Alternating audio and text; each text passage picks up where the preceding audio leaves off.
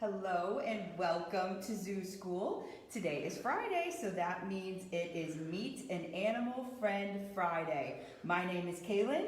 I brought an animal friend to meet you today. This is Sandra, and we're going to talk all about Sandra today. But Meet an Animal Friend Friday is a question and answer. So if you have any questions during this Facebook Live, go ahead and post them in the comments, and I will try to answer them for you in just a minute.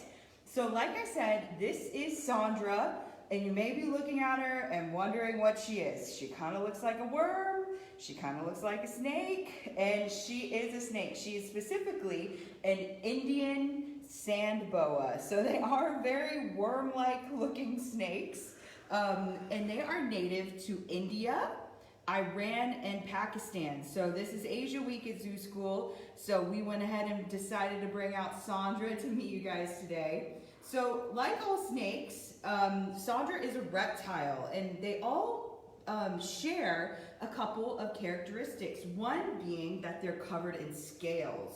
Sandra's scales specifically are very, very smooth. They're very uniform and smooth scales. If you could touch her, it would feel really, really soft and smooth. She's extremely smooth and soft even for a snake. They are also ectotherms like other snakes, which means that they cannot regulate their own body temperature. So they have to move around their environment to be able to be in the right temperature that their body needs. So Indian sand boas are called sand boas because they like to bury. So how they're going to regulate their body temperature if it's too hot is they're going to bury down in the sand where they're at, and that will help them cool off.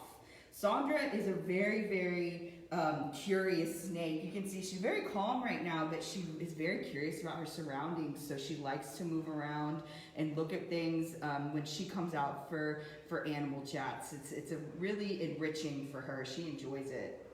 So snakes are also vertebrates, meaning that they have a backbone and a skeletal system. So you may look at a snake and you don't see arms or legs, and that's correct. They don't have arms or legs to move around, but they're able to contract their muscles on the sides of their bodies, and that is actually how they move. So, and bury, in the case of an Indian sand boa, can bury into the ground. So they rely on that skeletal system to give them that backbone, to give them support, but their muscles are going to contract, and you can see how they're moving right now. That is actually what helps them move around. So the last major reptile characteristic that we're going to talk about that Sandra has is that reptiles lay eggs, or they produce eggs would be the better term. So Sandra and sand boas do produce eggs like other reptiles, but they actually do something a little special. So whenever she has eggs, she keeps them in her body, and they actually hatch inside of her body, and she gives birth to live young. It's really, really cool. It's a special word called Ovoviviparous, and it means that they produce eggs just like all other reptiles, but they actually hatch inside their body and then give birth to live young. It's a really unique characteristic. So things that make sand boas extra special is that they have a really special shaped head. We've already talked about how they can bury down in the sand, and part of the reason why they can bury so successfully is because of that shaped head that you see. It's kind of shaped like a wedge, and it acts just like a shovel for them. And they're able, it's nice and flat with a little pointed tip, and they're able to bury down in the sand using that shovel for a head that they have. You'll also notice they have incredibly small eyes and really, really small nostrils. And so they don't want sand and debris getting in their eyes and their nostrils whenever they're burying down in the sand. So they don't need it so much, so it's reduced. And since it's smaller like that, they're able to successfully bury down in the sand. Now, the main reason, besides thermal regulation, like we talked about, staying cool, they bury down in the sand. Another main reason why they bury down in the sand is because that is actually how they hunt for their prey. They are ambush predators, so they will bury beneath the sand, and an ambush predator means they wait for their prey to come to them. So they're mainly going to be eating smaller mammals like rodents. they'll bury down beneath the sand, and whenever that small rodent may pass by, they will strike out really quickly and ambush that animal in order to eat. And Sandra is a boa, Indian sand boas, and how their main way of eating after they strike and ambush that prey is by constriction. So they'll wrap around it really, really tight and until that animal isn't able to breathe anymore, and then that is actually how they eat their food, and they'll swallow it whole. They don't have the ability to chew it up in smaller bites. They swallow everything whole. So that is some special things about Sandra and sand boas and why they're so unique. Do we have any questions? What does Sandra herself, what's her favorite food at the zoo? Sandra's favorite food are really, really small mice that she gets, and she eats once a week. Every Sunday she gets a few of those really small rodents, and she quite enjoys them. How old can they live? So typically sand boas are going to live about 20 years would be an average lifespan. Sandra is only about 6 years old right now, so she's still pretty young.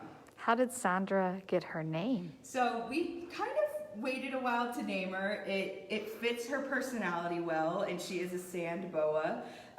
So we decided to name her Sandra.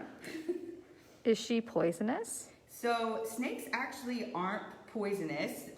What people get confused is that they're actually venomous. So poison would be something if you ingested it and it could hurt you, that would be poisonous. But venom has to be injected. And so typically in a snake, venom is injected through a bite. And so if Sandra were to bite me, she is non-venomous, so it would not hurt me at all. Does she ever act with any other snakes? Does she hang out with them? So she does not hang out with any other snakes. They are solitary.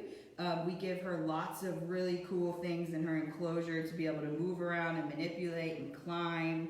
But she is just happy on her own. How long will she grow to be? So she is actually probably full grown right now. If I stretch her out all the way, she's about 2.5 feet long right now. That is full grown for a sand boa. She could actually get a little bit larger. We suspect a female because of how long she is. Males in this species are actually smaller, so female sand boas grow to be larger than male sand boas do. Has she always lived at the zoo? She has. We got Sandra when she was really young. She was just a couple months old, so she has had a home in the education department here at the Tulsa Zoo most of her life. All right, thank you guys so much for joining us for Meet an Animal Friend Friday.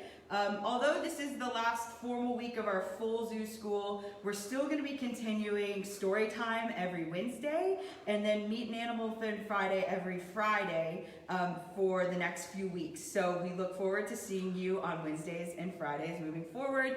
As always, thank you so much for all of your support. It really means a lot to us, and we will see you next week. Thank you.